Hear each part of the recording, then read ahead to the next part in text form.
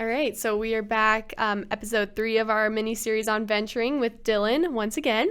And today we're talking about kind of the awards and influences and maybe the influence venturing has had on Scouts and just the community in general. What can venturers earn while they're participating?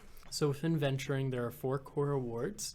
There's the Venturing Award, the Discovery Award, the Pathfinder Award, and the Summit Award, which is equivalent to the rank of Eagle Scout and Sea Scouting's Quartermaster Award. And so those are also, there's a lot of emphasis on the ALPS model there. So that adventure, leadership, personal growth, and service, those are ingrained in the requirements. And like I said, I brought my handbook here.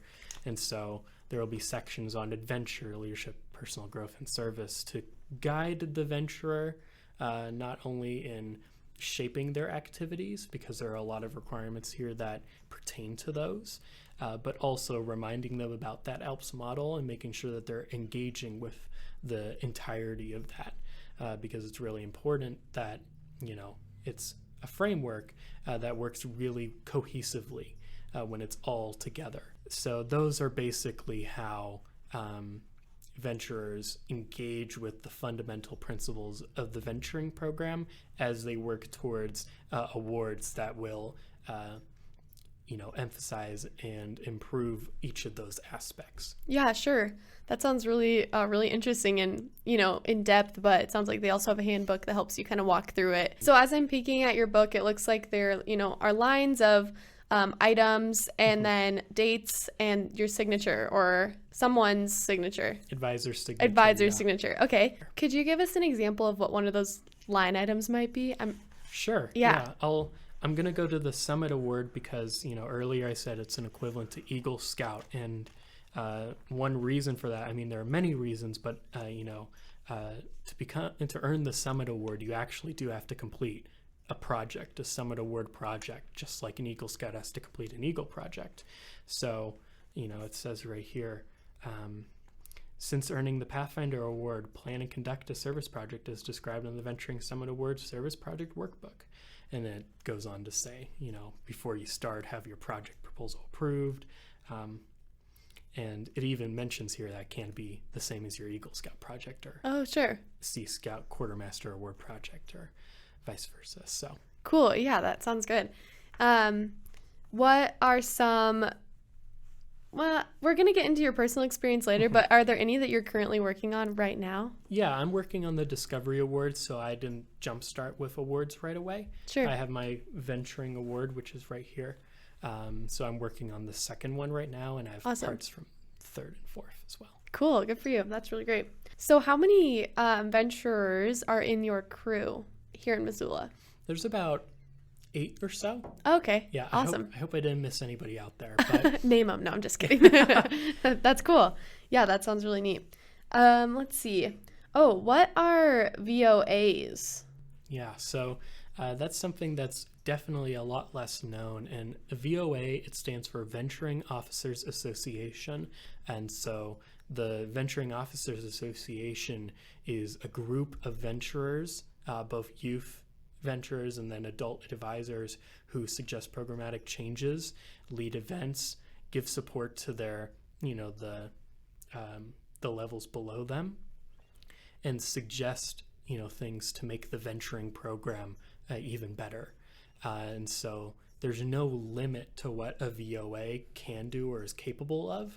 It's really open in that regard, but it's a group at each level that can exist at each level that gives supports to its audience of venturers in all of their activities. I'm currently right now the Area 1 Venturing Officers Association president for the 2019 to 20 term. And so we're actually not in Area 1 with the Montana Council. Montana Council is in Area 2. Okay. But some kind of being a traitor. A traitor, whatever. That's funny. Yeah. So we have heard in the other podcasts that we have done with different people from BSA that, a lot of really successful people come out of the BSA program in general, and that it just really impacts young people's lives as they go on to start careers and go through university. And I think venturing is unique because you can participate in it while you are in university for a while. Do do you know of anyone who has completed the venturing program is just really using what they've kind of learned in their life now? Yeah, so I know a lot of people who, there's one individual I can think of in particular. They were my senior patrol leader for when I was a participant at NYLT. They went on to become eventually the National Venturing Officers Association president. There's only one of those. Wow. And then they're doing a lot of amazing things in their career and still in scouting. They're very involved in venturing still and scouting in general at the national level.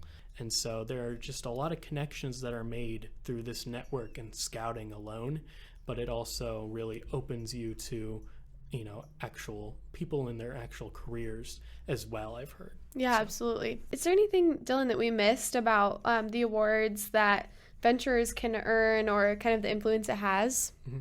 I think the only other thing is just those other awards, that not outside of the core awards that are available. And those are, just also a great opportunity to use to frame your activities as well. And what I've seen a lot is that, venturers will look at that separate book, or if they have the combined book, right? And they'll use those requirements to frame their activities as well.